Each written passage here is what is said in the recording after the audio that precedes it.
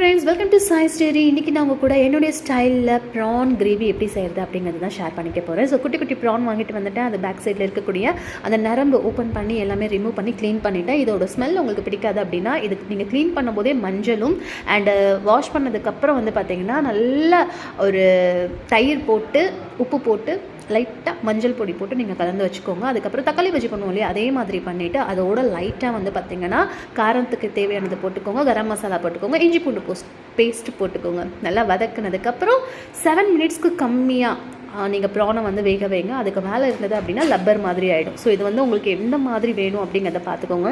Like நல்லா குழம்பு மாதிரி வேணுமா இல்லை கிரேவி மாதிரி வேணுமான்னு. ஸோ இது வந்து சாம்பார் சாதம், ரசம் சாதம், தயிர் சாதம், வெறும் சாதம், தோசை, இட்லி, சப்பாத்தி அப்படின்னு எல்லாத்துக்குமே ரொம்ப நல்லாயிருக்கும்.